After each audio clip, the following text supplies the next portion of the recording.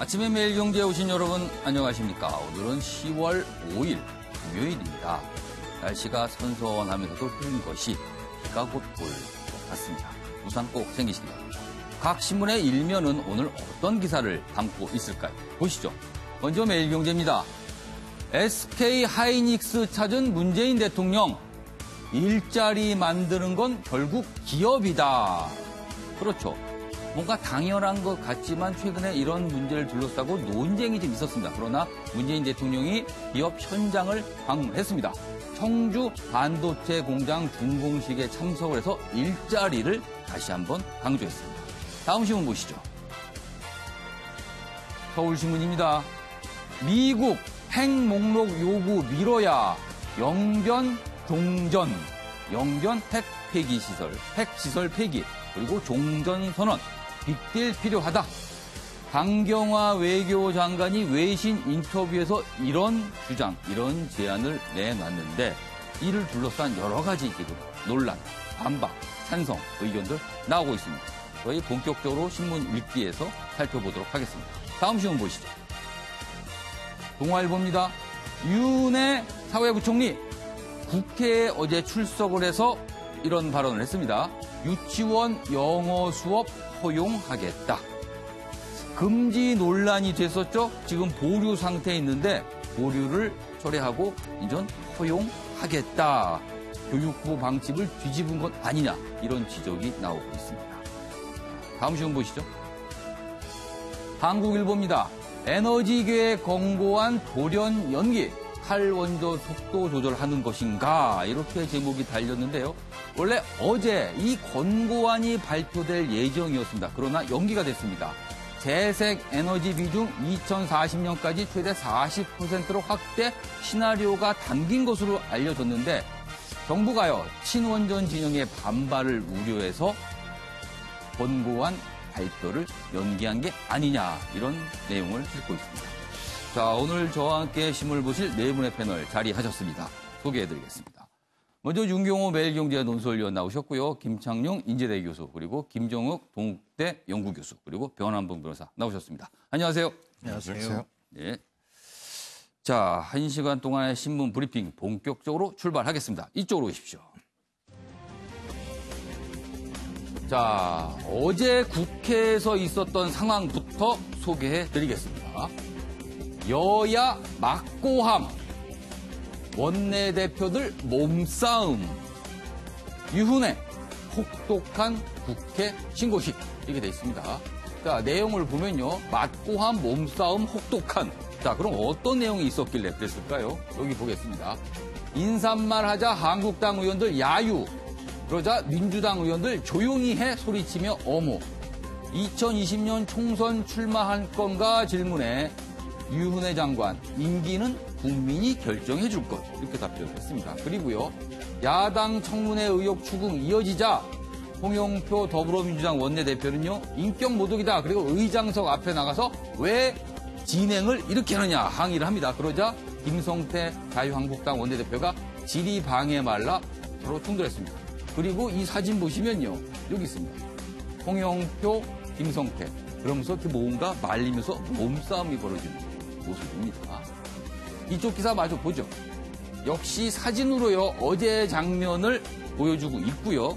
제목은 이렇습니다. 유훈의 난타전. 여당 정쟁 그만 야당 사퇴해야. 자, 어제 나온 여러 가지 상황 중에 한 가지는요. 야당이 이른바 유훈의 방지법 추진한다 이렇게 밝혔거든요. 유훈의 방지법 무슨 내용일까요? 여기 소개되어 있습니다. 여기 보시면요. 김관영 바른미래당 원내대표는요. 이날 당 회의에서 이렇게 얘기했습니다. 최소한 부총리 2명에 대해서는 반드시 인사청문회 후에 국회의 동의가 필수적으로 필요할 수 있도록 국회법과 인사청문회법 등 관련 법안을 개정하겠다. 부총리에 대해서는 국회 동의를 받아라. 지금 총리와 마찬가지로 이렇게 법을 바꾸겠다. 이렇게 밝혔고요. 이에 대해서 김성태 원내대표도 바른미래당과 한국당은 공감을 갖고 있다. 이렇게 의견을 나타냈습니다. 자, 그럼 여기서 어제 국회의 모습 영상으로 보시죠. 부탁드립니다. 열심히 하겠습니다. 고맙습니다.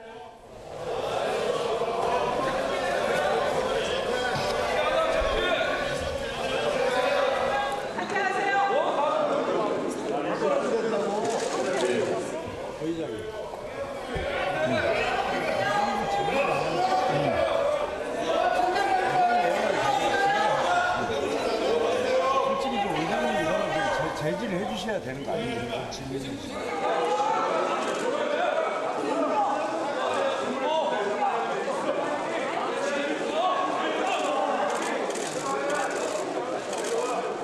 그 사무실은 다른 후보자가 임차하고자 할 때 이미 사무실 개통하겠다고 공지 했습니다. 여기에 대해서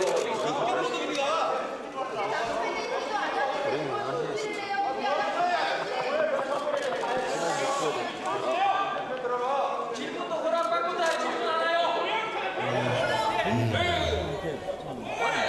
왜 대정부 질의를 방해하냐 말이야 이걸. 그래.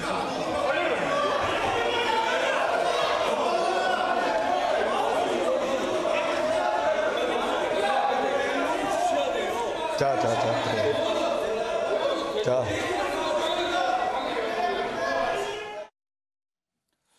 어제 상황을 영상으로 요약해서 보셨는데 뭐라고 말은 하는데 주변이 워낙 소란스럽고 고함 소리가 많기 때문에 들리지가 않는군요. 무슨 말을 했는지.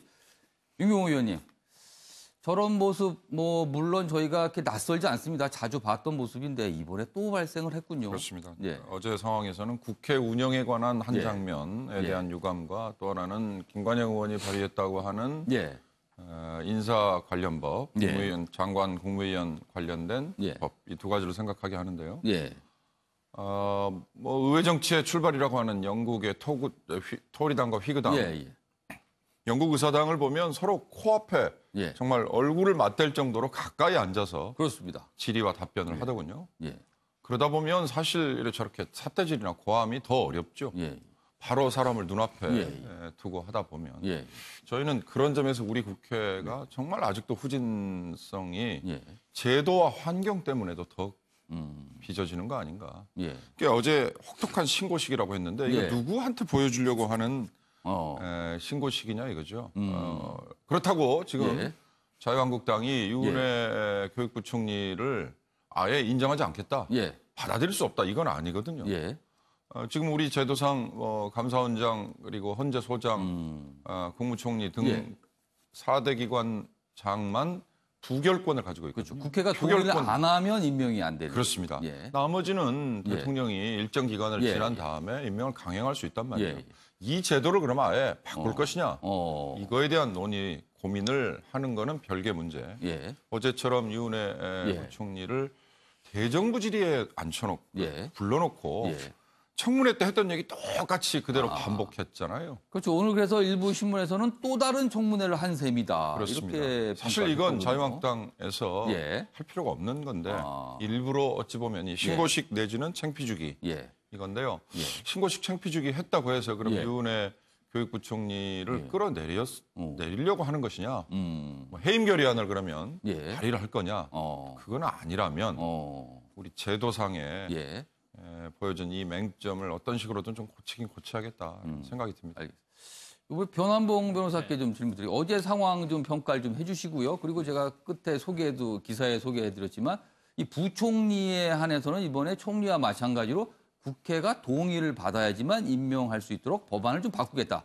이건 바른미래당과 자유한국당에서 굉장히 그거에 대해서 추진하겠다는 의사를 밝혔어요. 그건 또 어떻게 보시는지.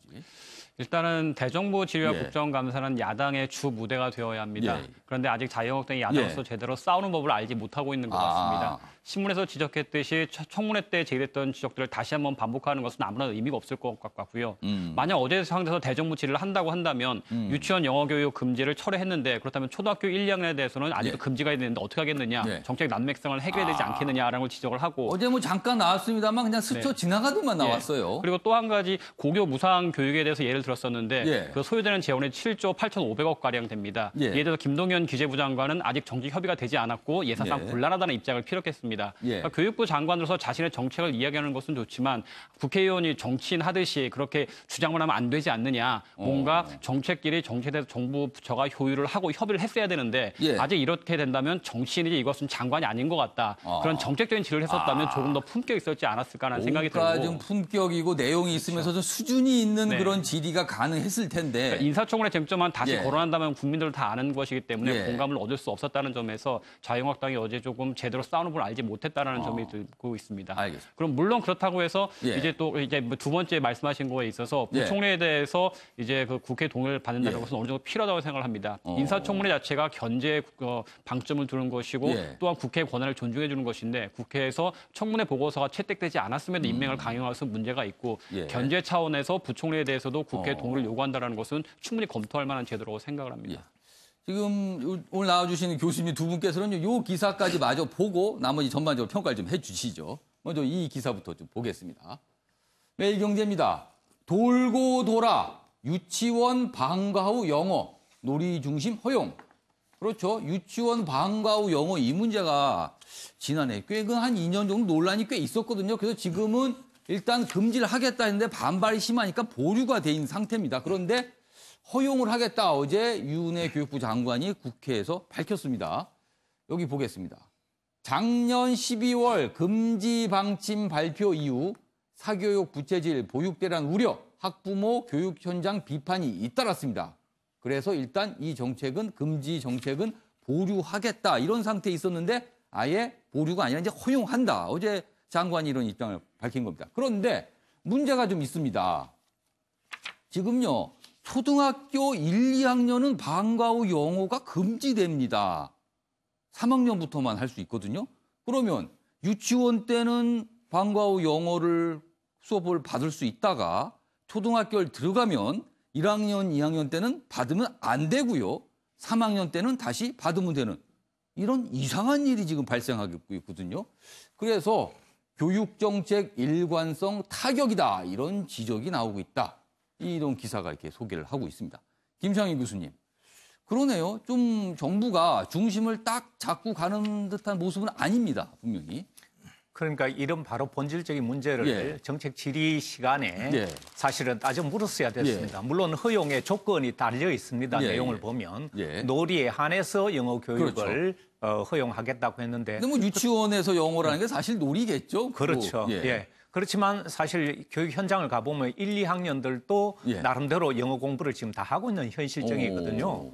저도 금지돼 있는데 법으로 하지 말라고 금지돼 있음에도 불구하고 공식적으로는 하진 않지만 사교육을 통해서라든가 어떤 형태로든 지금 이루어지고 있는 그 현실을 어떻게 보면 받아들인 것이 아니냐. 그래서 이런 교육부 장관이 됐을 때 이런 현실적인 문제 왜 이렇게 바뀌었는지 이런 부분에 대해서 저는 조목조목 따졌어야 했는데 그게 못 되고 아까 저 보여주셨던 여야 원내 대표 두 사람의 어떻게 보면 몸싸움 그것이 저는 상징적으로 대화와 정치가 사라진 우리나라 국회의 현주소를 보여주는 것이 아니냐. 그런데 어느 나라도 보면 의회는 좀 시끌시끌합니다. 아까 말씀 나왔지만 영국에는 민주주의 발상지고 의회 정치의 발상지라고 하는데 그곳에도 사실은 굉장히 시끄러운 그런 과거가 있었지만 이러다 보니까 국민들의 비판이 너무 많다 보니까 의원들끼리 삿대질을 하거나 막말을 하거나 또 이런 부분은 의원들끼리 자체 법을 만들어서 아예 그런 의원들은 그 빅벤이라고 큰 영국의 종이 있는데요. 그 지하 감방에 아주 감치를 시켜가지고 그 시끄러운 종소리를 듣도록 그런 엄청난 자체 징벌 제도를 만들어서 그 이후에 영국 보시면 아시겠죠. 우소리는 들려도 이런 식으로 몸싸움을 한다든가. 그런 규정은 지금도 살아있는 건가요? 그런데 살아는 있지만 그 얼마나 무시무시했는지 몇 명의 국회의원 이후에는 적용되는 일은 없는 거군요. 지금. 그렇죠. 그 살아있지만 사문화됐지만 우리도 그런 정도의 사실은 자체 제도를 보강할 필요가 있지 않는가. 국회도 지하실이 있습니다. 제가 가보니까 지하실이 있더군요, 국회도. 그런데 뭐 이렇게 가둬둘 정도의 수준은 아닌 것 같아서. 아무튼, 영국은 그런 사례가 과거에 있었다. 알겠습니다. 김주혁 교수님, 이 영어 유치원 문제 사실은 정부가 좀 오락가락했다라고 충분히 비판받을 만합니다. 그리고 유치원에서는 되고 초등학교를 가면 안 되고 이런 부분에 대해서 뭔가 발표하기 전에 그래도 유은혜 장관이 좀 뭔가 정교한 정책을 좀 가다듬은 뒤에 발표했으면 어떨까 이런 지적도 좀 나오고 있어요. 저는 뭐 그런 비판이 전 당연하다고 생각이 들고요. 교육 정책이라고 하는 게 가장 큰 문제가 국민적 합의, 성숙된 토론 속에서 정책이 나오기보다는 소위 갑자기 제기되거나 설익은 대안이 나와서 국민들에게 논쟁이 되는 반복적인 일이 벌어지게 되고 반복이 벌어지게 되면 다시 정책이 조정되는. 그래서 한국 학부모들이나 많은 국민들이 교육 정책들이 일관성이 없다라고 하는 비판들을 많이 했기 때문에 예. 유은혜 장관이 특히 최근에 그 인사청문회 문제에 관해서 논란이 많았음에도 불구하고 예. 저희 또 동일한 방식으로 이런 문제 제기를 했다라고 하는 측면에서는 예. 저는 뭐 유은혜 장관이 약간은 좀 여기에 대해서 상당히 좀 문제가 있었다고 저는 생각을 해요. 근데 또 더 중요한 건 예. 야당이 예. 소위 적어도 교육 정책과 관련해서 한마디도 한 것이 없다. 이번 상황에서 저는 유은혜 장관을 믿지 못하겠다고 얘기한다면 국가교육이나 미래교육 같은 걸 만들어서 예. 새로 장관 개인이 아니라 거버넌스나 야당이 직접적으로 참여해서 실질적으로 국민들이 합의 가능하고 소위 용납 가능한 정책들을 만드는데 야당이 적극적으로 개입해 들어가는 것이 오히려 책임 정당으로서의 방향이 맞지 않는가 생각이 들어서 저는 이런 뭐 몸싸움 말싸움보다는 오히려 좀 대안적인 이런 논의를 통해서 장관이 독주하는 것이 아니라 위원회, 거버넌스를 통해서 국민들 모두가 참여하는 정책들을 만들어낸다면 야당이 이렇게 문제 제기하는 소위 유은혜 장관의 향후의 어떤 전문성 부족의 문제나 재임기간의 문제들을 해결할 수 있는 새로운 대안이 있음에도 불구하고 그런 부분들 없고 그냥 남는 거는 싸움밖에 없다라고 하는 국민들이 느꼈을 때 그런 점에서 상당히 야당도 좀 아쉬운 상황이었다 생각이 듭니다.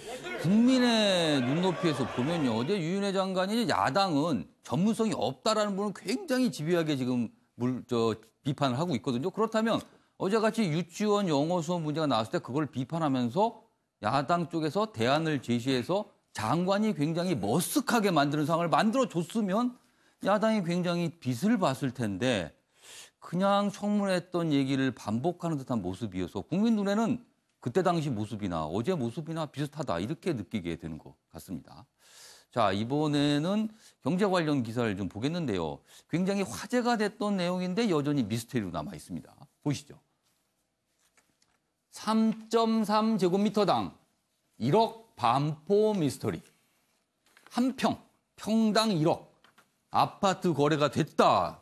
이게 지금 수개월째 이 얘기가 계속 나오고 있는데요. 그런데 진짜 팔렸냐? 작전이었나? 작전이니까 누가 고의적으로 만들어낸 얘기냐? 이거죠. 아직까지 정확하게 모르겠답니다. 이 기사 내용은요. 여기 보면요. 59제곱미터 아파트 24억 원대 거래. 집값 논란의 중심에 있었죠. 이 얘기가요. 2달째 의혹이 증폭되고 있다. 국토부 실거래자 중개인 못 찾았다. 신고시 아닌 월말까지 가봐야 진실이 밝혀질 것 같다. 이렇게 소개를 하고 있는데요. 내용 좀 자세히 보겠습니다. 지금 아파트나 주택 거래를 하게 되면요. 실거래가를 계약 후 60일 안에 신고해야 됩니다. 그렇기 때문에 볼 수가 있거든요. 공개가 되고. 그런데 아직까지 신고된 건 없고요. 그리고 여기 보시면요. 알려진 대로 8월 중순쯤 계약을 했다면 이달 중순 안까지 신고를 해야 되니까 기다려보면 될 것 같고요. 근데 만약에 정식 계약이 아닌 계약금 일부만 낸 가계약을 한 경우엔 시간이 좀 더 걸릴 것 같다. 만약에 진짜 이런 거래가 있었다면요. 그리고요. 또 다른 가능성은 여기 돼 있습니다. 애초에 계약 자체가 없을 수도 있다. 주택 보유자나 중개인이 시세를 띄우려는 목적으로 비싼 값에 팔렸다는 소문을 흘리거나 인터넷 포털에 올린 경우다. 이 가능성도 배제할 수 없다. 이렇게 돼 있습니다. 평당 1억 아파트. 윤공호 의원이 굉장히 논란이 됐고 정부가 직접 확인도 나섰는데 아직까지 밝혀지지는 않았네요. 그렇습니다. 현행 제도상 실제 매매가 이루어지면 기사에도 있지만 60일 이내에 신고를 해야 돼요. 60일 이내 신고니까 이제 참 이번 달 말이라고 돼 있습니다만 이걸 기다려 보긴 해야 됩니다. 그러나 만약에 매매업을 둘러싸고 이해관계가 있는 아까 제가 소개해드린 세 번째 가능성. 세 번째 가능성. 만약에 그 가능성이라면 이건 정말 발본색원 하기 위해서는 이거는 약간의 문제가 되는데요. 그러면은 약간이 아니라 어마어마한 문제가 있는 거죠. 이건 많은 경제학자들 그리고 많은 시장에서 정부에게 가격 구조에 대해서는 개입하지 말라라고 비판을 많이 합니다. 특히 부동산 마찬가지입니다. 이거 역시 인위적인 세력이 인위적으로 달라들어서 가격을 조작하려 한다는 건 이 가격 조작의 과정 중에 하나가 지금 나타난 이런 현상이죠. 그러네요. 실제 거래가 이루어지지 않았는데 오히려 호가만으로 또는 가공의 매매 가격으로 이렇게 끌어올림으로써 어떤 의도를 갖고 그렇습니다. 다른 가격들이 따라오게 했다. 만약에 이런 거라면 이건 정말 엄단을 해야 될 겁니다. 아직까지는 모릅니다. 좀 기다려봐야 되는데 여러 가지 가능성 여전히 의문으로 남아있다. 이런 내용이거든요.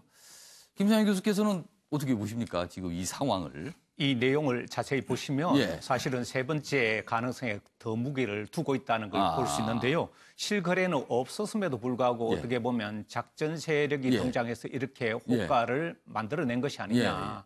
그렇게 보면 그럼 작전 세력은 아파트의 분유회를 중심으로 만든다거나 일부 부동산 업자들이 한다거나 뭐 이런 분석들이 아직은 모릅니다. 그래서 저희가 뭐 단정적으로 말씀드리지만 만약에 그렇다면 그래서 지금 그런 쪽에 무게를 둔 보도가 지금 쏟아지고 있습니다.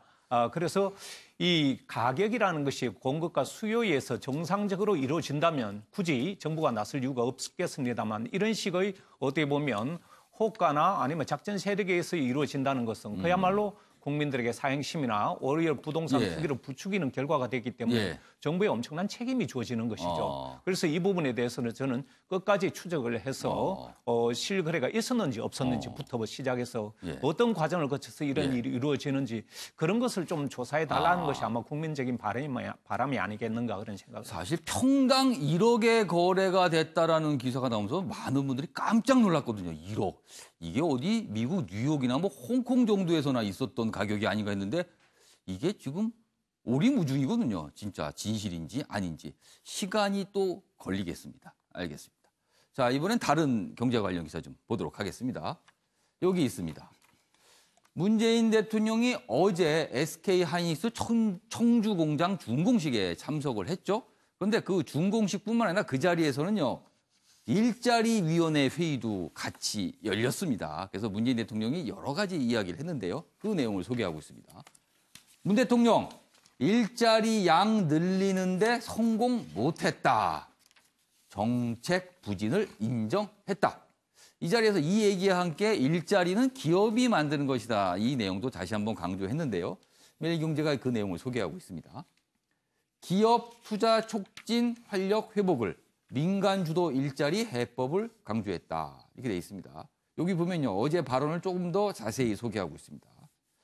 문재인 대통령이 말하길 아직까지 일자리의 양을 늘리는데 성공하지 못하고 있다. 이렇게 말을 했고요. 그리고 이 말에 대해서 여러 가지 지금 분석이 나오고 있는데 그 의미를 설명한 내용이 있습니다. 여기 보시죠. 향후 일자리 정책이 새 먹거리 창출을 위한 산업 육성에 초점이 맞춰질 것이라는 점을 시사한 것으로 풀이된다. 이렇게 돼 있습니다. 김주혁 교수님. 그동안 정부의 일자리 정책은 일단 공공 일자리를 늘리는 데 초점이 맞춰졌다는 게 보통 시각이었습니다. 그러나 어제 문재인 대통령이 일자리는 기업이 만드는 것이다를 강조했고요. 그리고 지금까지 일자리 정책이 일자리 양을 늘리는데 좀 부족했다라고 정책이 좀 부진했다는 점을 인정했거든요. 어떤 정책 기조의 변화 가능성 분명히 보이는 것 같습니다. 뭐 저는 대통령이 솔직했다라고 생각이 들고요. 왜냐하면 소득주도 성장이라고 하는 것도 마찬가지지만 일자리가 많이 늘어서 실질적으로 국민들이 임금 노동자들이 실질적으로 많은 소득을 얻었을 때나 가능한 정책이라는 측면에서 일자리가 늘어나지 않는다면 정부가 추진하고 있는 경제정책들이 제대로 갈 수 없다라고 하는 현실적인 고민들을 솔직하게 말씀을 하신 거기 때문에 저는 이것이 여야 또는 사회적 합의를 할 수 있는 시작점이라고 생각을 합니다. 되게 중요하다고 생각을 하고요. 제가 저 지표를 보니까 15세에서 29세 청년 고용률이 42.1%로 OECD 국가 중에서 35개 국가 중에서 30위예요. 그다음에 임금 근로자 2천만 명 중에서 200만 명 미만 소득자가 41.7%고 자영업자가 100만 명씩 나와버리는 폐업이 되는 상황이라면 적어도 대한민국에서 향후 소득주도 성장이 되도록 가기 위해서는 일자리 문제에 대한 돌파구를 마련해야 된다라고 하는 절박한 어떤 대통령의 판단들이 녹아 있는 것 같고요. 근데 문제는 대통령이 이렇게 솔직하게 얘기했다고 하더라도 당연히 저는 일자리는 기업이 만들어야 된다고 생각을 합니다. 근데 우리나라 기업들은 적어도 다른 글로벌한 그 스탠다드에 맞지 않게 소위 일자리를 만들어내는 문제와 관련해서 사회적인 책임들을 잘 지지 않고 있다. 따라서 대통령이 얘기했다면 이제 기업도 여기에 발맞춰서 사회적 책임을 지겠다라고 하는 얘기를 가지고 적어도 일자리를 만들어내서 예. 공생할 수 있는 경제 시스템을 만들어내야 된다라는 생각이 들어서 예. 대통령의 이 말씀이 앞으로 우리 경제 정책을 추진하고 기업이 사회적으로 기여할 수 있는 새로운 사회적 합의 틀의 논의의 시작이었으면 좋겠다는 생각이 듭니다. 요거 윤경호 의원께 질문을 드려야겠어요. 그렇다면 대통령이 이렇게까지 얘기를 했습니다. 그러면 우리 기업들이 어떻게 해야지 일자리를 많이 늘리는데 좀 나설까요? 기업들은 알아서 합니다. 기업들은 내버려둬도 신성장 동력 예. 찾아내고요. 예. 될 분야 안 될 분야 알아서 합니다. 정부가 흔히 말하는 쉽게 말하면 규제를 풀어주면 된다 이러는데요. 규제 이면에는 사실 이해관계자들의 상충된 요구가 서로 얽혀 있거든요. 예. 뭐 나중에 다시 저희가 다루기도 하겠습니다만 예. 카카오 택시와 우버 비슷한 카풀 이런 거 역시 마찬가지예요. 그런 경우 정부가 이해를 푸는 역할을 해주는 거 그리고 규제를 풀어주는 역할을 해주는 거 이건데 당장은 지금 정부가 그렇게 많은 예산을 쏟아 부었지만 최저임금 인상이나 주 52시간 단축같이 근로시간 단축같이 기업들에게 뭔가 부담을 주는 정책을 펴는데 안 되고 있다. 아우성을 치잖아요. 그런 경우 정부가 정책의 유연성을 좀 가져야 되는 게 저는 중요할 것 같아요. 알겠습니다. 선의를 갖고 시작한 정책이지만 현장에서 반발이 있으면 유연성을 갖고 보완하고 수정해 나가는 그래야 이 기업이 바로 일자리를 만든다라고 하는 대통령의 메시지와 연결이 된다. 알겠습니다. 강조하고 싶습니다. 변환본부장께서는 문재인 대통령의 그런 솔직한 인정. 글쎄요. 대통령 입장에서는 본인이 의욕적으로 추진한 정책이기 때문에 저거를 부족했다라고 인정하기 사실 말하기 쉽지 않은 상황이었는데 어제는 그 얘기를 스스로 했습니다. 어떻게 좀 보십니까? 인정을 한 것까지는 좋지만 그 이후에 어떤 조치로 연결되는지가 가장 중요한 것 같습니다. 앞서 윤 의원님 잠시 말씀을 하셨지만 기업들이 현재 상황에서 일자리를 늘리지 못하는 이유는 주 52시간과 최저임금 여러 가지 규제 때문입니다. 그것을 풀어주지 않는 이상 기업들은 사실 더 이상 일자리 고용을 창출해낼 수가 없습니다. 저도 변호사 사무실을 운영하고 있지만 제가 그 근로자를 한 명 더 늘린다고 생각을 하다가도 최저임금 여러 가지 숫자를 보게 되면 차라리 있는 직원한테 인센티브를 조금 더 주고 업무 강도를 높이고 말지 하나 더 늘 경우는 비용 감당이 안 된다. 보다는 있는 직원들한테 조금 더 주면서 일을 좀 더 많이 할 수 있게. 미국 같은 경우 법인세율을 낮추고 노동시장 유연성을 제고를 하고 있고 그다음에 다양한 그 직종에 따라서 최저임금을 인정해 주다 보니까 계속 일자리가 다양한 일자리가 만들어집니다. 그러니까 양질의 좋은 일자리를 만들겠다고 해서 주 52시간 최저임금 좋은 일자리 물론 가능합니다. 하지만 그 일자리를 들어갈 수 있는 사람은 제한될 수밖에 없고 기업들은 그 좋은 일자리를 만드는 데 한계가 있을 수밖에 없습니다. 좋은 일자리도 있겠지만 중질의 일자리도 필요할 수 있을 것이고 다양한 일자리를 제공할 수 있는 여건을 기업들에게 주고 규제를 풀어줘야지만 기업들이 일자리를 만들어낼 수 있는 것이지 지금같이 너무 높은 조건만 제시한다면 기업들로서는 그냥 있는 직원들에게 인센티브 더 주고 업무 강도를 좀 높이는 것이 낫지 않겠느냐. 그렇게 계산할 수밖에 없을 것 같습니다. 알겠습니다. 일자리 참 중요합니다. 사람들이 일자리가 있어야 의욕이 생기고 일자리가 없으면 참 살맛이 안 난다고 말씀하신 분들이 있거든요. 일자리 문제 어떻게든 좀 해결됐으면 꼭 바람이 있습니다.